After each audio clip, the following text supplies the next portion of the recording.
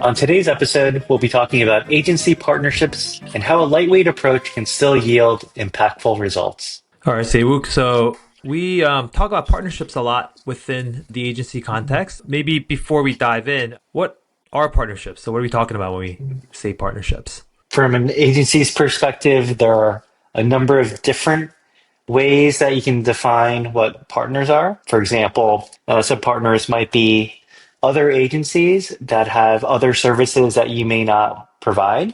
As one example, as kind of a partner that may refer you business, or you might work on a project together. There are other consultants. So, for example, like fractional marketing, CMO type consultants who could be a good referral partner as well. And then if you kind of work in like a technology platform like Shopify or Webflow, like there are, platform technology partners, like either the big partner itself or, there are many other third party tools that could be partners to your agency as well. Yeah, and I think the reason partnerships are so important and why we think every agency should have some kind of partnership motion is that, beyond the kind of inbound leads or any outbound leads that you might generate from various efforts, the leads that come from partners could be quite valuable.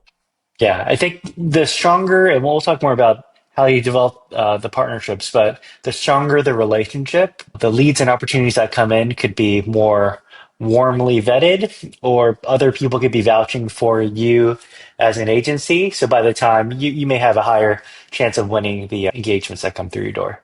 Yeah. So today we want to talk specifically about how agencies can set up a lightweight partnerships motion. And, the reason for this obviously is, a lot of agencies are resource constrained. They're not necessarily going to be able to afford a partnerships lead within the agency. And maybe the founder or leadership are kind of busy with many other things. And so they're going to try to fit some kind of partnership activity on top of a lot of the other things they're doing, whether it's new business or dealing with clients and employees. And so, yeah, let's dive in. Maybe we can talk about, what is the first step an agency should take to kind of establish a partnership motion in a lightweight sort of way. I would say to start out, just defining who the partners could be.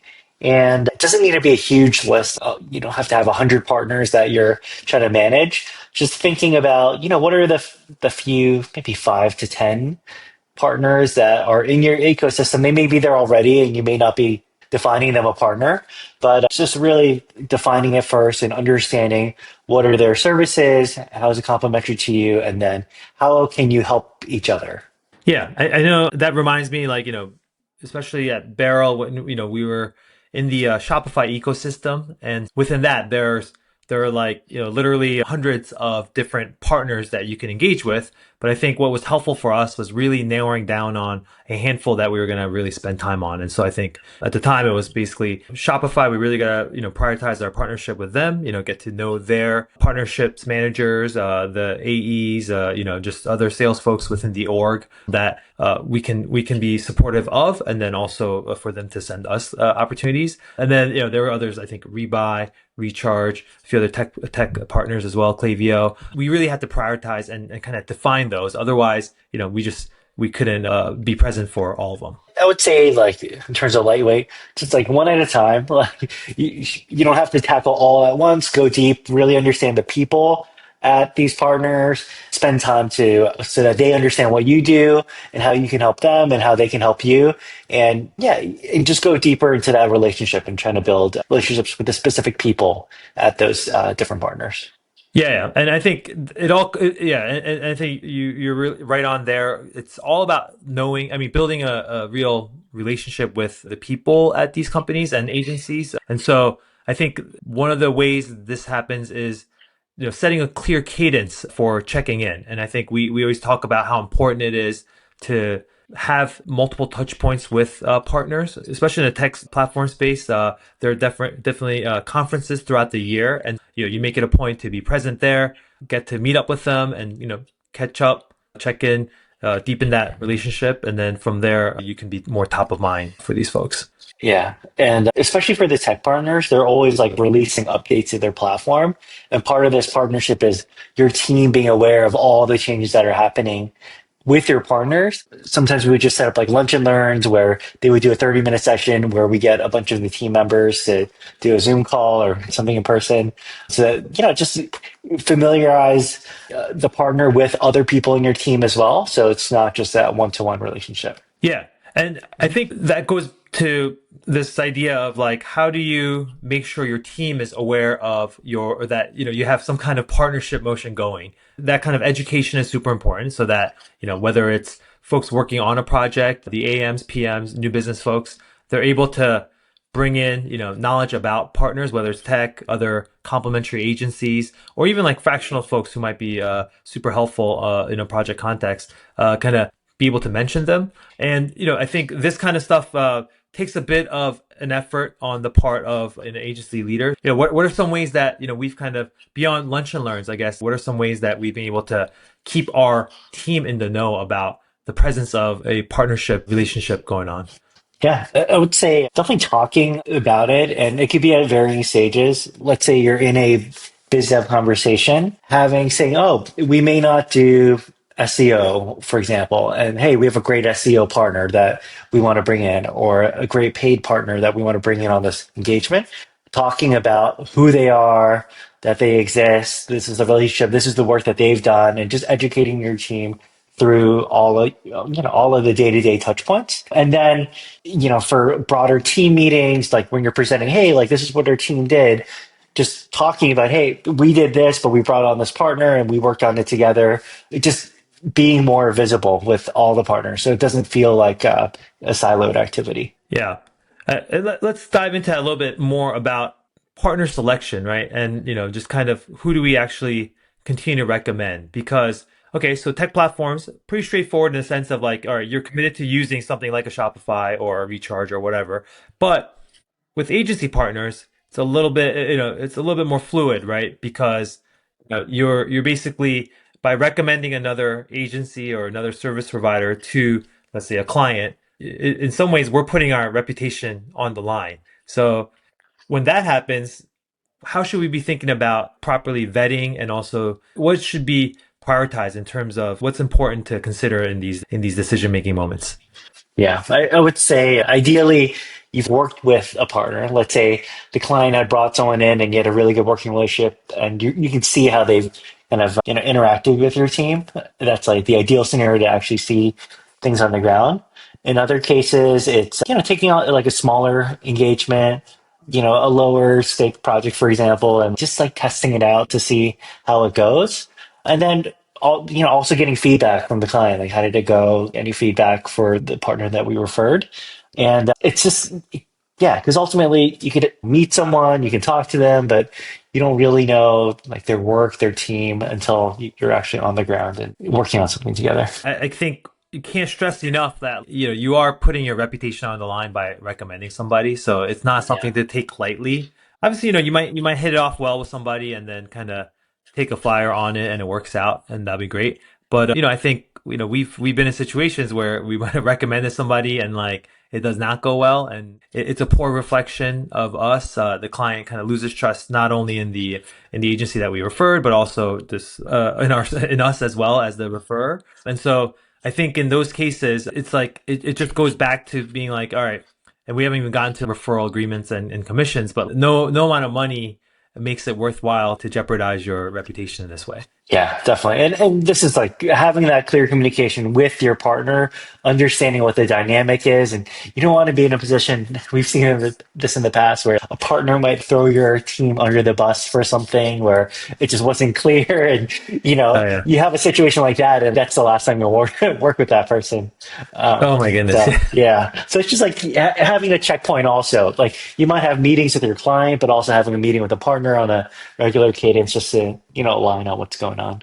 Yeah, and like with a lot of things, it's all about the long game, And I think we could talk a little bit about referral agreements and the monetary side of things, and how we think about, and we recommend others think about it in a similar way. A lot of these, whether it's tech partners, agency partners, whoever else, a lot of them come with, and even we might offer it to others. Hey, we'll provide a commission, whether that's I think in our case, the standard is, 10%, for the first 12 months, something along those lines. And we offer that to somebody of whatever business they bring in, leads that they bring our way. But yeah, like I feel like that is more of an incentive, that materializes after like there's clear trust and that that things are gonna be solid, right? And I think if you kind of get swept away by, hey, we gotta generate commissions by sending leads to others and having them kind of pay for the leads that we sent them, it's not going to bode well for the long term viability of a partnerships program. Yeah, and there are a lot of partners where money is not the reason why they refer us work or we refer them work. It's not about the calculation, but in some instances, like you mentioned, it does help incentivize behavior on actually keeping us top of mind, and in some ways, yeah, compensating people for the introduction that they've made for us. Yeah, 100%. I'd rather pay out a lot of commissions and reward those that sent leads, but then also not have to take commission, and just be, on the other side of it, make sure, just feel better about, hey, we sent this client to the right team that's going to do a great job and make us look good. I almost feel like for that, I'd rather not have to take money. But I mean, sure, if the commission comes at, and this team is great, that's cool. But just, in terms of how we prioritize things, it's huge because there are cases where I do have, folks that I've sent a lot of business to. We don't have a commission agreement at all, but like they do such a great job. I would continue sending them business ahead of others who might be offering a very kind of hefty commission payout. It goes to show like how reputation trust is so important in kind of running these kind of programs. I would say, yeah, ultimately about how the quality of your referral to the people that you're making it to. And I think the, kind of byproduct out of all this is building relationships with many people in the industry of services that you may not provide. And, who knows what those opportunities will yield in the future. But you being top of mind for them and them being top of mind for you, I think it goes well for kind of fostering that community. Okay, cool. Let's quickly reel off some of the things because we talked about establishing a lightweight partnerships motion. Maybe some of the high level things that we could tick off. First of all, I think terms wise, if you're going to have a partnerships program and you want to have some kind of incentive like we talked about the commissions, I think keeping it simple and straightforward is super important, right? 10% collected, and maybe you could speak a little to how you should think about when these should be paid out. I think that's important. Yeah. So typically the way that we do it is 10% of collected revenue for the first 12 months and paid depending on the arrangement monthly or quarterly. And then taking a look at the past quarter, what was received and paying that out net 30. Ultimately, what you want to be in is a position where the client pays you and then you pay your partners. So that distinction is important. And then in terms of keeping things simple, having the same agreement for all your partners where possible, not having for this partner is this and for that partner is that. The second that it gets really complicated, it just becomes a headache to manage. Yeah, definitely Yeah. keep that administration cost down. The other piece to like running something lightweight, we talked about being visible to partners in checkups and meeting up with them at events. But a few other things that we can do include sending a monthly update. Anything else that we can do to stay visible? Yeah, so we do a monthly email for a bunch of our companies where it's just sharing, who are the partners that helped us out. Here's some key project launches or relationships, and just sharing any news that would be helpful to stay top of mind with the partners. Yeah. And, Mhm. how do we think about tracking? Because, I think you can get very complex with, how you track these things. There are software for this, but I Yeah. think, like we said, this is lightweight. So how do we typically Yeah. like to go about? Yeah, honestly, just spreadsheets. We've looked at a bunch of tools, but for the volume that we're talking about and everything, yeah, just simple spreadsheets I can track, the deals and the amounts received and the amounts paid out, like just simple tracking. Yeah. I mean, those who Yeah. want to and are comfortable, I mean, CRM, can support this if you just kind of customize some fields and have some reporting baked into it. But yeah, spreadsheets are just fine.